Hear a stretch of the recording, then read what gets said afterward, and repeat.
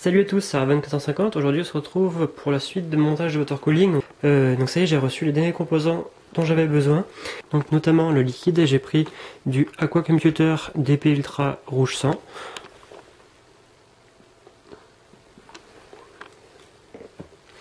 Ensuite j'ai un ventilateur site Slipstream il me semble. Donc il fait 12 mm d'épaisseur. Donc c'est pour mettre entre la cage disque dur et le radiateur du bas. Ensuite j'ai deux filtres anti-poussière Silverstone en 120 mm, un petit patin de mousse pour absorber les vibrations, donc j'en aurai peut-être besoin pour le support de la pompe, on verra. Et ensuite j'ai pris une LED de 5 mm rouge et une en blanc, donc on verra ce qui rend le mieux, et puis des petites vis noires et des rondelles noires. Et puis un petit entonnoir au cas où, si jamais j'en ai besoin un jour. C'est peut-être pas pour tout de suite parce que là ça va être un peu compliqué de m'en servir, mais ce sera plus facile pour verser directement le liquide. Donc voilà ce que j'ai reçu. Donc maintenant je vais pouvoir attaquer le montage des tuyaux et ensuite le remplissage de la boucle. Donc on se retrouve tout de suite. Et ça y est, je vais attaquer le remplissage. Donc comme vous pouvez le voir, j'ai déjà mis en place tous les tuyaux. Donc c'est des tuyaux en 16 externes, 10 internes, en rouge UV. Il est légèrement transparent, donc on verra un petit peu le liquide à travers. Donc je vous rappelle brièvement le sens de circulation. Donc on part de la pompe pour aller dans le rad 220 du bas. Ensuite on va à la carte graphique. De la carte graphique on remonte dans le rad 220 à l'arrière du boîtier. Ensuite on va dans le waterblock CPU. Et on monte dans le rad du haut, donc le rad de 240, et on redescend dans la pompe. Donc j'ai choisi ce sens en fait. Certains diront que c'est mieux de commencer d'abord par le CPU et ensuite la carte graphique, mais en fait ça change pas grand chose. Il y aura peut-être des différences de 1 ou 2 degrés, parce que le liquide circule tellement vite que ça n'a pas le temps en principe de trop se réchauffer dans les waterblocks. Et en plus, ça passe par le radiateur avant de retourner dans le CPU, donc il ne devrait pas y avoir de problème à ce niveau-là. Voilà. Ouais, donc je sais pas si je vous l'avais montré la dernière fois ou pas, donc je vais quand même vous le remontrer au cas où.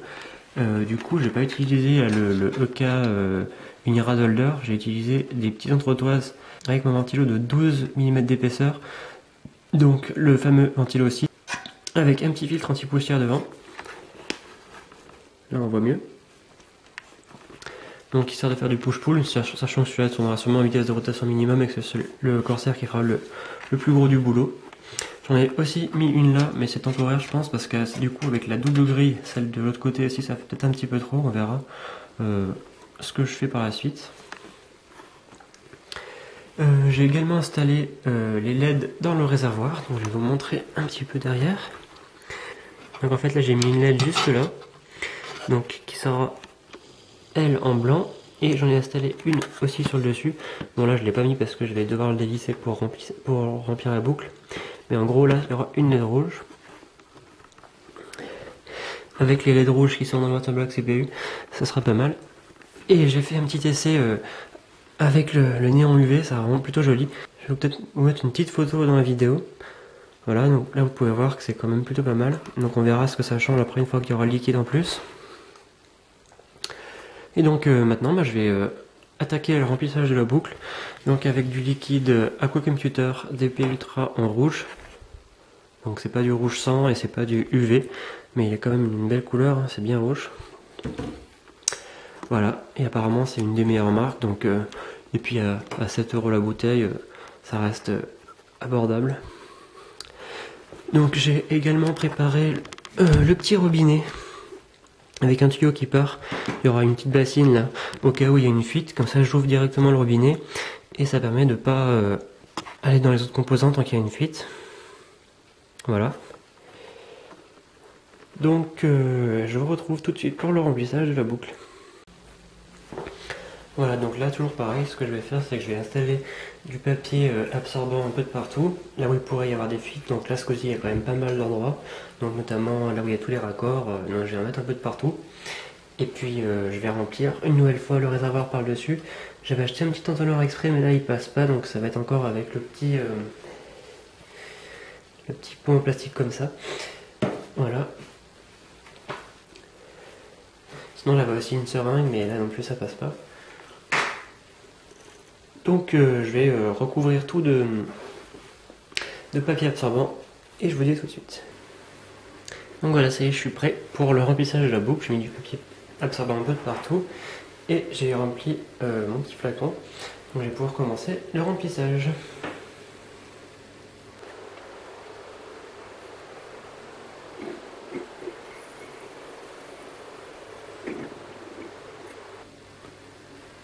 Donc là, je ne sais pas si vous voyez, mais il y a le liquide qui commence à aller dans le radiateur.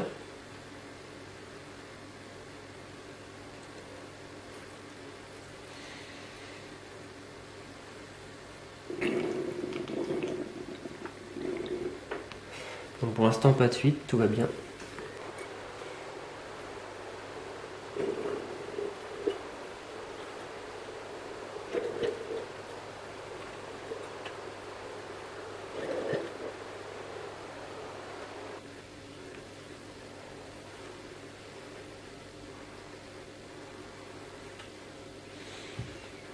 Bon, là vous pouvez voir, j'ai une petite fuite au niveau du raccord.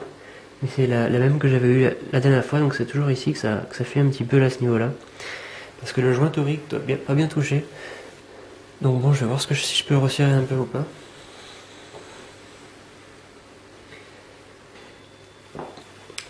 Bon, du coup, j'ai eu une petite fuite, hein, comme vous avez pu le remarquer, au niveau du connecteur ici, qui était pas assez vissé. En fait, j'avais pas mis le... Il faut faire gaffe, il y a l'extendeur qui est fourni avec le top qu'il faut absolument mettre là, parce qu'en fait, il est un peu plus petit en diamètre qu'un connecteur normal, ce qui fait qu'il rentre dedans, en fait. Et c'est là que ça fait bien l'étanchéité. Donc c'est à ce niveau-là qu'il y avait eu un petit problème. Donc voilà, là, en principe, c'est tout réglé. Donc on est reparti pour le remplissage. Ouais, donc en fait j'ai eu des petits problèmes de fuite au niveau des sondes de température. Parce que je sais pas si vous voyez, mais le joint est un peu trop grand en fait, ce qui fait que ça fuit. Voilà. Donc du coup je les ai virés parce que j'en avais mis deux. Et là pour l'instant ça n'a pas l'air de fuir. Donc je vais actionner la pompe et on verra si ça fuit ou pas. Voilà, donc je vais maintenant actionner la pompe le temps que le réservoir se vide.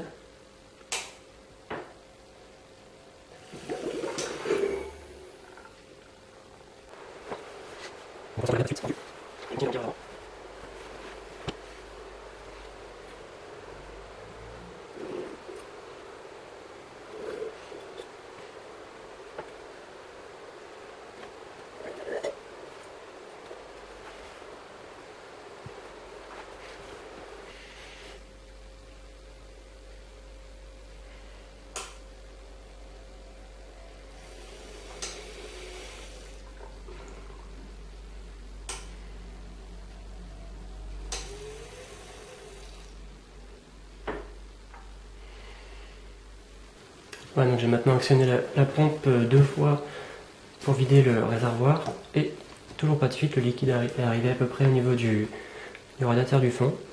Donc on va continuer à remplir.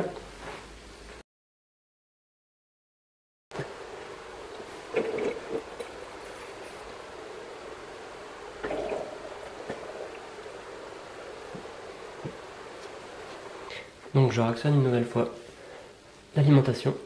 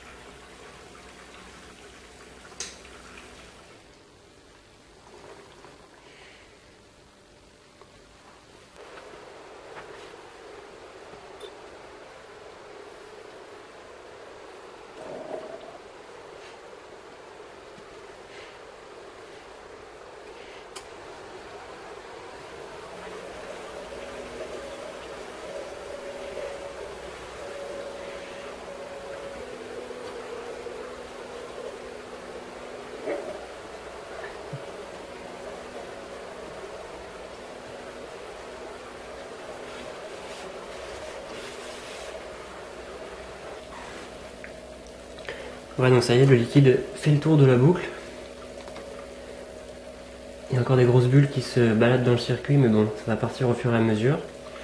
Je vais laisser tourner un peu la pompe comme ça, hein. De toute façon il faut toujours laisser tourner la pompe pour faire partir toutes les bulles du circuit. Et on se retrouve un peu plus tard.